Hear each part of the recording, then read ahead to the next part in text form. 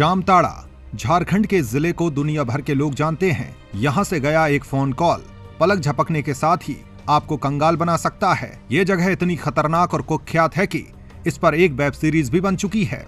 देश में कहीं भी साइबर अपराध की घटना होती है तो उसका कनेक्शन जामताड़ा से जुड़ जाता है। यहाँ के साइबर अपराधी बड़े नेताओं, बॉलीवुड के कलाकारों और कई बड़े व्यवसायियों को भी ठग चुके हैं। अब झारखंड का देवघर जिला जामताड़ा पार्ट 2 नजर आने लगा है। समाज हमारा जो है वो देवघर पढ़ा लिखा जो जगह है ही, यहाँ से पढ़े लिखे लोग में, लेकिन नौकरी समय पर नहीं मिल पाती है, टेक्निकल है। और नया माहौल क्रिएट हो गया है कि जब पैसा नहीं रहता है, कोई दूसरे लोगों के पास पैसा रहता है तो क्विक मनी जो होता है, अचानक से पैसा कैसे कमाएं, तो ये लोग गलत दिशा में भटकाव पाते हैं। यहाँ पे पहचान हमारी सावन मेला को लेकर के थी, एक पर्यटक नगरी के रूप में थी, लेकिन आजकल अब कहीं भी बाहर में देवघर भी अब इतना बदनाम साइबर क्राइम के रूप में होने लगा। ये बहुत चिंता की विषय है। देवघर यानी देवों का घर। झारखंड की सांस्कृतिक राजधानी देवघर की पहचान भगवान शिव से है। शिव की ये नगरी बाबा धाम के नाम से अपनी अलग पहचान रखती है, लेकिन अब ये जगह साइबर अपराधियों का ठिकाना बन चुकी है। यहाँ इस साल साइबर अपराध के 87 मामले दर्ज हुए हैं और अब तक कुल 372 साइबर अपराधियों को सलाखों के पीछे धकेला जा चुका है। हैरान करने वाली बात यह है कि पकड़े गए युवक काफी कम पढ़े लिखे हैं, फिर भी अच्छे समझदार लोगों को आसानी से ठग लेते हैं।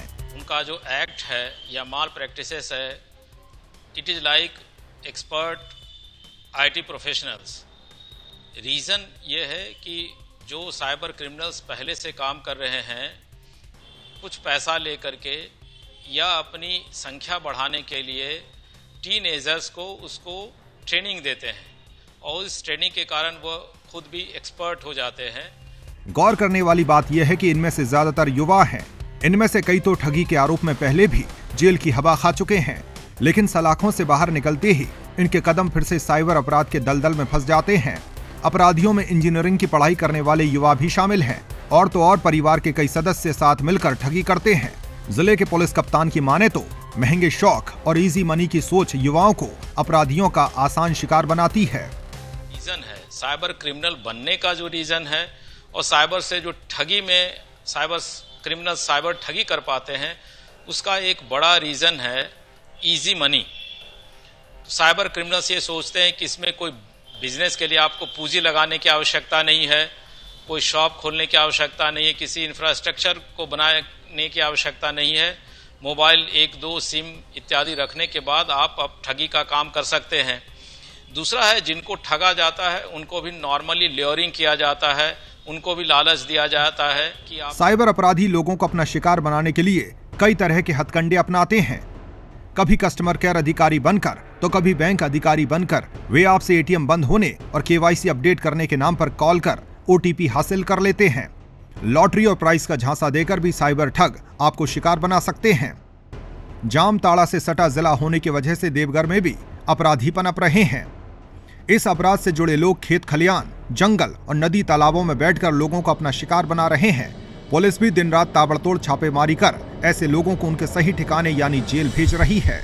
जामताड़ा से साइबर क्राइम अगर हम देवघर की तुलना करें तो यहाँ पे कम नहीं है, लेकिन हाल के दिनों में खासकर हमारे डीजीपी एमवी राव साहब के द्वारा पूरा इनिशिएटिव लिया गया है कि साइबर क्राइम को हम लोग को खत्म करना है।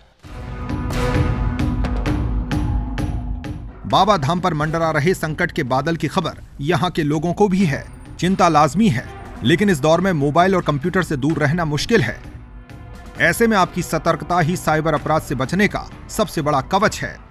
तो अभिभावक जो बच्चे को फ़ोन दे रहे हैं, चाहे ऑनलाइन पढ़ाई की बात हो या जो भी चीज़ें हो, उसके लिए उन्हें हमेशा एक निगरानी में रखने की ज़रूरत है कि बच्चे उस फ़ोन का इस्तेमाल सही चीज़ के लिए कर रहे हैं या गलत चीज़ों के लिए, और उनका आकर्षण कहीं ना कहीं एक मनी ओरिएंटेड हो जा रहा है। वो पैसे के एक लालच में आकर ऐसे कामों में खुद लिप्त होते जा रहे हैं, जो हमारे समाज के लिए बहुत बड़ा खतरा बन रहा है।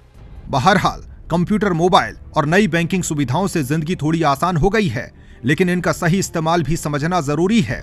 बच्चे और युवा इन सुविधाओं का इस्तेमाल कैसे कर रहे हैं, इस पर नजर रखना जरूरी है। जरूरी ये भी है कि बच्चों के बढ़ते शौक और उनकी गतिविधियों पर थोड़ी निगरानी रखी जाए। और हाँ, सबसे खास बात यह है कि साइबर अपराधियों के किसी प्रलोभन में ना फंसें, अपनी बैंक डिटेल्स और ऐसे जरूरी दस्तावेजों की जानकारी किसी के साथ शेयर ना करें जो आपके लिए खतरे का सबब बन सकती है। 24 घंटे लगातार खबरें देखने के लिए डाउनलोड करें ईटीवी भारत ऐप।